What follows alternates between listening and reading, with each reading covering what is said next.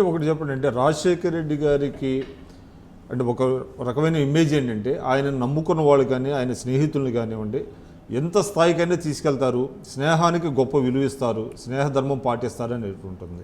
అంటే మీ సైడ్ నుంచి ఎటువంటి తప్పులు లేకుండానే ఆయన మీతో ఆయన చెప్పేది ఏమిటి, ఎవరికైతే స్థాయి లేని వానికి మీదికి లేపుతాడు. ఆల్రెడీ నాకు స్థాయి ఉన్నది కదా, ఈడు ఇంకా మళ్ళీ ఈయనకి పెంచుతే ఎన్నడన్నా నాకు కౌంటర్ అవుతాడని అర్థమైందా? అది ఏమి లేనివానికి స్థాయి పెంచుతాడు, కానీ నేను ఆల్రెడీ అతనికంటే ముందు స్థాయి ఉన్నది కాని పని వాడు వదిలేసుకున్నాడు. ఇక కాదు భాస్కర్ రెడ్డి అన్నాడు, హనుమంత్ ఇక కాడా అని అయ్యనుకున్నాను, రౌడీ మర్డరర్ అట, ఇంక 30 మంది సంతకాలు పెట్టినాక అవుతుందా అన్నాడు. అటువంటిది చేస్తే వాడే నాకు శత్రువు అయిండు. ఇప్పటి కూడా చేతు మొన్న మంత్రి కానీ వీడే కేవీపీ ఇద్దరు ఫోన్ చేసి 2008లో అయితే నా ఇమేజ్ పెరుగుతుండే కదా, నా పర్సనాలిటీ పెరుగుతుండే కదా. మీ మధ్య ఎప్పుడు సయోధ్య అనేది ఏర్పడలేదా? అంటే ఆ గ్యాప్ అలా పెరుగుతూ వచ్చేసింది. గ్యాప్ అని కాదండి, వాడు ఫ్రాక్షనిస్టు, వానికి ఎంతసేపటి వాడు చంపాలి వాడు సంపాదించుకోవాలంటే. రాజశేఖర రెడ్డికి ఏంది చేతులు ఊపడం జనంలో పోవడం వీటి కింది పనులన్నీ ఈడే చేసిండు కదా. ఇవాళన్నీ భూములలో ఏవైతే అవుతున్నాయో సగం ఈయనవే. మీరు శ్రీకాకుళంలో ఏ సర్వే నెంబర్ చెప్పినా ఇటు చెప్తాడు, ప్రామిస్ చెప్తున్నా, పేరుకే revenue minister. It was so perfect.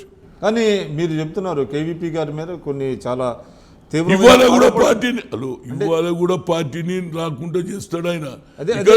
Is not understanding with KCR, is not understanding with KTR. ఏం మాట్లాడతారండి? కానీ ఎందుకు చెప్తున్నా అంటే Naveen Mittal he was the collector. Court has given a direction. ఇచ్చిందా? కోర్టు ఏమన్నది? పలానా భూమిని ఎన్ఓసి ఇచ్చిండు, ఆమె కోర్టులో గెలిచింది. ఎవడైతే ఫాల్స్ డాక్యుమెంట్ పెట్టిండో వాని మీదనేమో పెనాల్టీ వేసిండ్రు, వీళ్ళ మీద డిసిప్లినరీ యాక్షన్ తీసుకోమని ఇస్తే ఇప్పటిదాకా కేసీఆర్ ఎందుకు డిసిప్లినరీ యాక్షన్ తీసుకుంటలేడు?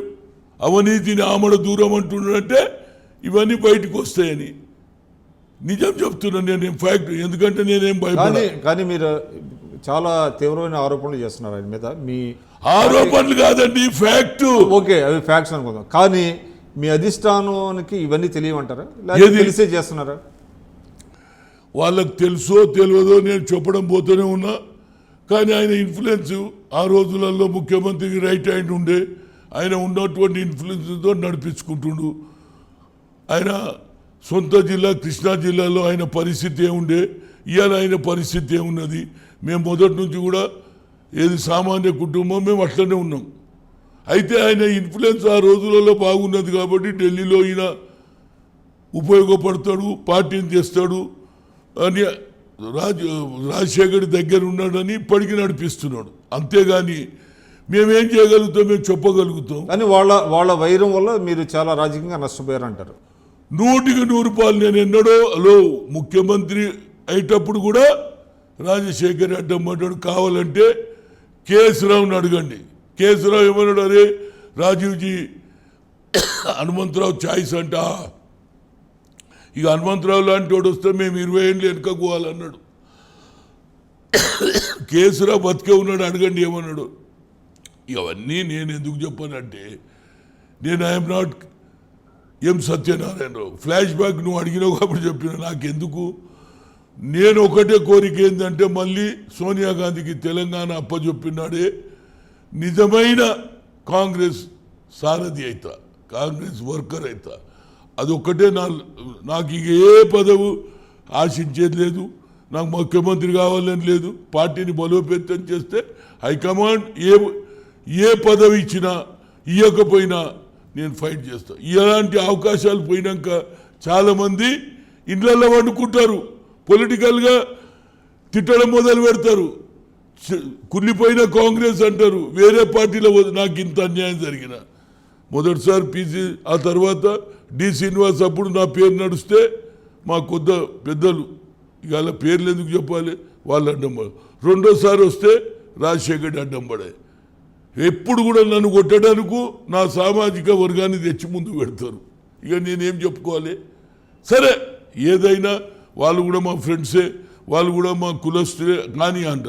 కానీ పార్టీకి ఇంకా నష్టం చేస్తుంటే ఇక్కడ కాంగ్రెస్ మేము బలోపేతం చేస్తుంటే లోపాయికారిగా నువ్వు కేసీఆర్కు అండర్స్టాండింగ్ ఉంటే మరి ఇక మేము ఏమన్నాడు ఆయన ఎంఆర్ ప్రాపర్టీస్ని బయటికి తీస్తానడా చెప్పండి.